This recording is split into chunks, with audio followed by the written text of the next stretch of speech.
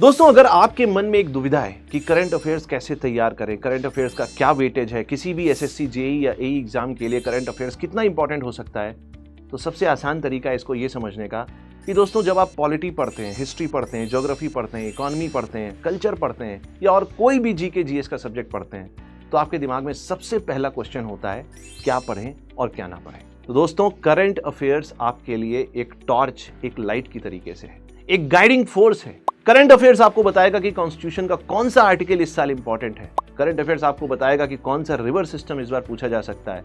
Current affairs आपको बताएगा कि इकोसिस्टम में कहां से क्वेश्चन आ सकता है।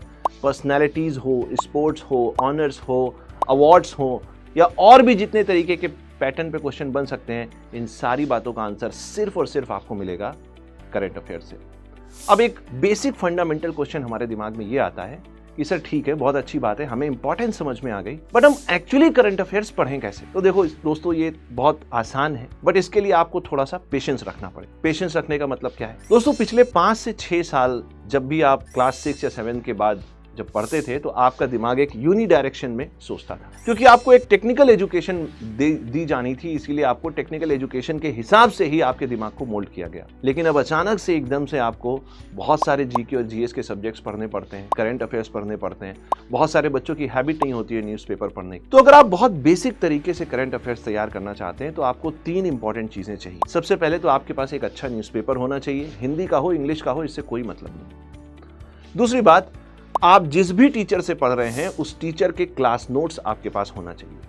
और तीसरा, आप गवर्नमेंट की या और किसी भी पब्लिकेशन की एक अच्छी मैगजीन ले सकते हैं और उस मैगजीन को अपने न्यूज़पेपर और क्लास नोट्स के साथ क्लब कर सकते हैं। अगर ये 3 रिसोर्सेज आपके पास हैं, तो इसका मतलब आपने रिसोर्सेज को आइडेंटिफाई कर लिया। अब हमें उसे पढ़ना कैसे है। दोस्तों, एक चीज हमेशा ध्यान रखिएगा, जब आप टेक्निकल पढ़ते हैं तो टेक्निकल पढ़ते समय क्या होता है, आपके पास इक्वेशंस होते हैं, उन इक्वेशंस के डेरिवेशंस होते हैं, उन इक्वेशंस के लॉजिक होते हैं, पीछे कोई ना कोई कॉन्सेप्ट होता है। तो जो टेक्निकल चीजें हैं उनको आपके दिमाग में आपको बिठाना आसान होता है। बट करंट अफेयर्स में क्या होता है, बहुत सारे शब्दों के मतलब ही आपको नहीं पता होते हैं। जैसे सस्टेनेबल डेवलपमेंट, अब सस्टेनेबल है क्या? सतत विकास, ये सतत विकास है क्या? या जीडीपी की बात करें, ग्रॉस डोमेस्टिक प्रोडक्ट, तो ये डोमेस्टिक प्रोडक्ट है क्या इकोनॉमी के हिसाब से अगर मैं बात करूं। तो इन शब्दों के मतलब आपको तभी समझ में आएंगे जब आप स्टार्टिंग के फेज में, जब आप करंट अफेयर्स पढ़ना शुरू करते हैं, तो इन सारे शब्दों के मतलब आपको समझने होंगे। स्टार्टिंग में थोड़ा टाइम लगेगा। स्टार्टिंग में हो सकता है कि आपको कई बार मन भी उब जाए, लगे कि यार मुझसे नहीं होगा, छोड़ दो। बट वो जो स्टार्टिंग फेज है ना, उसको अगर आपने ओवरकम कर लिया, उसको अगर आपने जीत लिया, तो फिर आपको कोई रोकने वाला नहीं है। और आप देखोगे, जैसे आप टेक्निकल सब्जेक्ट में इंटरेस्ट लेते हो, जैसे आप और सारे टेक्निकल सब्जेक्ट्स को टाइम देते हो, 2-2 घंटे बैठ के पढ़ते हो और फिर भी आप नहीं थकते हो, वैसे ही आपका मन नॉन टेक्निकल पोर्शन में भी लगेगा। और दोस्तों, नॉन टेक या टेक, ये अलग अलग इसको डिवाइड करना ये सही नहीं है। आप जब एग्जाम में जाते हो तो आपके पास क्वेश्चन होता है, उसका आंसर आपके पास होना चाहिए। कल जब आपकी रैंक 1 आएगी या कोई भी रैंक आएगी, तो आपसे कोई नहीं पूछेगा कि आपने कौन सा क्वेश्चन एग्जाम में सही किया था।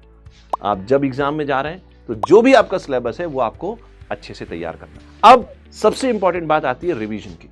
रिवीजन आप तभी कर पाएंगे जब आपके पास एक अच्छे नोट्स होंगे। नोट्स कैसे बनाने हैं ऑलरेडी मैंने एक वीडियो में कवर किया हुआ है, आप उसको देख सकते हैं। बट नोट्स के बिना नॉन टेक्निकल को प्रिपेयर करना आपके लिए थोड़ा मुश्किल है। अगर आपका बैकग्राउंड अच्छा होता, मतलब अगर आपने पिछले इतने सालों में थोड़ा बहुत नॉन टेक्निकल पढ़ा होता, थोड़ा बहुत जीके जीएस पढ़ा होता, तो शायद बिना नोट्स के भी थोड़ा बहुत आपका काम चल जाता, क्लास नोट्स से चल जाता। लेकिन अगर आपके पास क्लास नोट्स भी हैं, जिस भी टीचर से आप पढ़ रहे हैं, उसी में आप थोड़ा बहुत एड ऑन करके, मॉडिफिकेशन करके अपने नोट्स बना सकते हैं। आपको बहुत ज्यादा विस्तृत नोट्स नहीं बनाने हैं। एक बार आपको अगर पैटर्न समझ में आ गया कि किस तरीके से क्वेश्चंस पूछे जाते हैं, जैसे मैं एक एग्जांपल लेता हूं, मान लीजिए आप बात करिए यूनाइटेड नेशंस की या वर्ल्ड ट्रेड ऑर्गेनाइजेशन की, या अभी रिसेंटली G20 की समिट हुई थी इंडिया में, या शंघाई कोऑपरेशन ऑर्गेनाइजेशन की।